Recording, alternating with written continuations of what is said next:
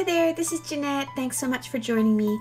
Today is day 6 of my Christmas series for 2017, and I'm going to be sharing some gift tag / decorations that I created for my family. So you can see all of them here, all pictured together, and then I'm going to give you some close-ups of each one. This one here is a larger tag, this one as well. But using still the same stamps I used for other smaller tags. I have the cute little seals here, and you'll see that I did them in another color as well. All of these stamps and the dies that I used are from Fawn, and I'm going to link all of them at the bottom of this video on YouTube, and you can also check it out on my blog if you want to go there for more information. So you saw the cute penguin, these owls are so cute. So basically, this is something that you can do over sort of a period of a few days. You can actually sort of split up the tasks into groups and then, do all the die cutting one day and then the stamping and coloring the other day. So this is something that you can do over like a few days, and also something you can do with your family. You can sort of share the tasks. I often get my kids to die cut for me. So this is the second to last picture. This again is the bunny featured on a smaller tag, and then I just did one of this cute little otter. And we're going to get right into how I did it all. So these are the dies that I used to cut the circles, and these are all the stamps I used. I also pulled out a bunch of Fawn paper to die cut, and I will list the ones that are still available below the video, but you can really use any papers you want. So I just pulled out a bunch of different colored papers from the different packs, and I'm going to die cut a couple of them with that larger die to create a big tag, and then the majority of them I'm going to cut with the smaller tag, this one here. And I used a lot of my sort of scrap papers that were left over. This is a great scrap buster. Then I also cut out the shape with white Nita cardstock, and then used a sort of stitched landscape die to create these snow drifts. So I did all of that all at once, and once that was all done, that was like one task. So you could do that in one evening or one afternoon, and then move on the next day to the stamping. So I lined up all the stamps that I wanted to stamp, trying to make sure that I'm leaving space between them for the die cutting. And also make sure that your paper doesn't move around too much. Like that, I had to replace it. So I'm using Simon Says Stamp Intense Black ink, and I did stamp it a couple of times there to make sure I got a good impression, and then I simply flipped the paper, left those stamps all there, they're already placed, and just stamped it again. So that's sort of a time saver as well. I knew I was going to be doing 2 of each tag. Now, if you wanted to do more tags, you could certainly go ahead and stamp this a 3rd, 4th, 5th, as many times as you want. Then I'm lining up the little seals, so a few other little creatures that I want to do. I'm going to line them up and stamp them.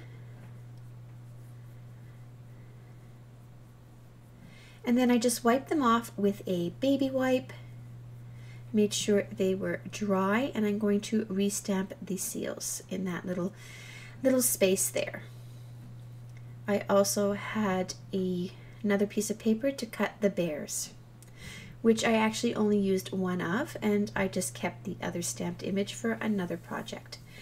Then I wanted to share this with you. It's really a good idea to then go ahead and replace all your stamps back where they belong so that you don't misplace them. So now we're going to move into the coloration. So when I was coloring, I tended to sort of do the images. I would do like both of the same images at the same time and just switch up maybe the colors of the accessories. So I did the first alpaca, and then I'm doing the second one, and the numbers were listed just before that. So that's what I did.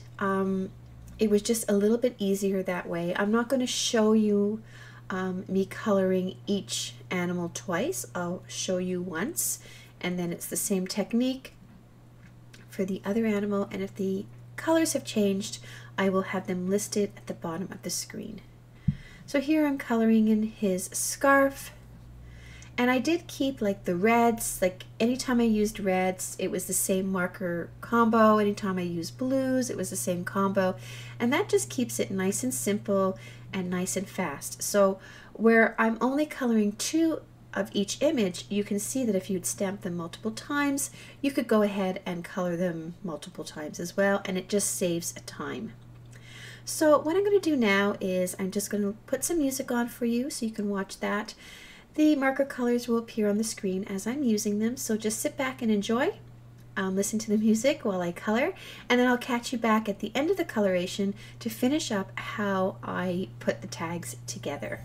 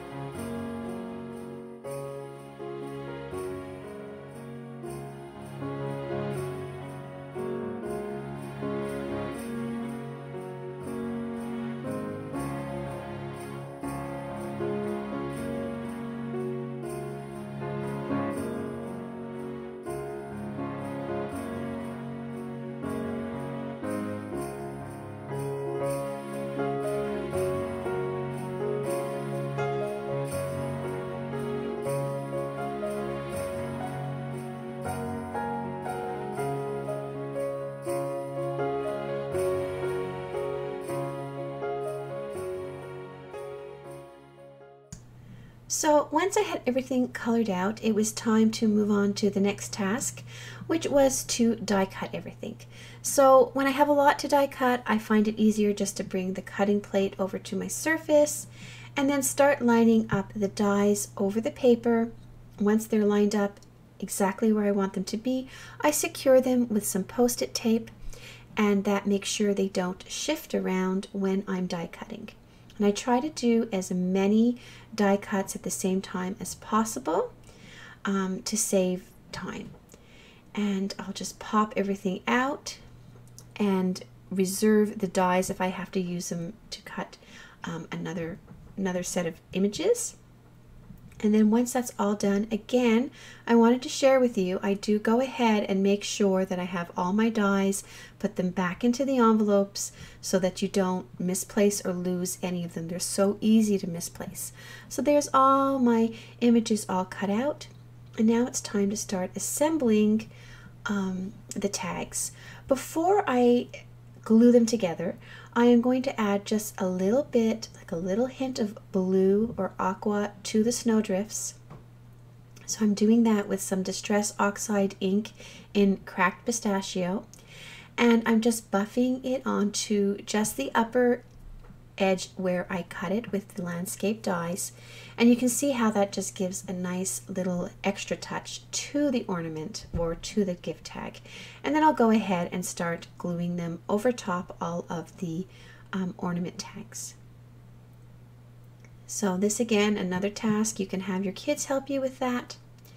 Once that was done, I started placing all of the elements onto the tags, and I realized I'd cut more tags than I had colored images, so I did have a few colored images set aside from another Lawn Fawn set, so I just pulled those out. And now I'm going to use my Nuvo glue to glue down each little critter. So I like to use my little forceps tools. Well, I don't know if they're called forceps, I guess they're called tweezers. So I use those to sort of position them nicely. And I like to do it all at one time. So now you can see I've done them all, and it's time now to prepare the back of the gift tag or ornament. So I pulled out some holly, like a holly stamp, and some to and from stamps. And what I'm doing is I'm using the negative from where I die cut that die, putting some post-it tape behind it, lining everything up in my MISTI here with one of the tags sort of adhered to that post-it right in the negative space. Then I can ink it up and stamp it, and then I'm just going to pull it off and replace it with the next blank one. I don't have to line up my stamps again, and this is a real time saver. So this is another tip from me. If you're doing sort of mass production, this really helps. Here I'm doing the larger ornament dies, so I did switch it up a little bit. I added an extra text to it because the back was a little bit bigger. I was able to add more text, and again I did the exact same thing, lined them up, stamped them, and then simply replaced one for the other.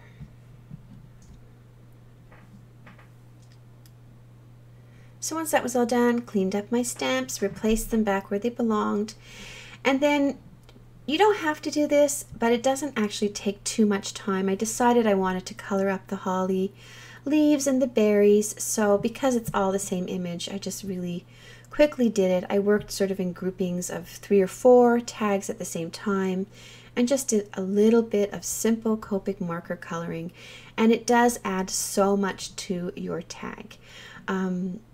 It's sort of nice for people to receive these on their gifts and then be able to use them as decorations on their tree. It's just a nice little touch. So now I'm going to put the back onto each of the ornaments. Again, I'm using that amazing Nuvo glue. It's my favorite glue of all time. It doesn't clog. You don't have to buy an extra sort of applicator tip for it. It's always ready to go, and it dries beautifully and it adheres beautifully. I did decide for the seals, there was a little bit too much extra space up there at the top, so there was a little sentiment that makes sort of like the little kissing sound there, moi. So I stamp that onto it, and then I just added some twine to each ornament, just so that it's easy to adhere to a package, and also can be tied again a second time up at the top if people would like to put it onto their tree. So that's all my little tag decorations done. I hope you enjoyed this video, and I hope it inspires you to create some of these tags for yourself and for your family. So thanks a lot for joining me. I will hopefully be back soon with a new video. A full list of all the supplies can be found below this video on YouTube or on my blog. Thanks so much for watching.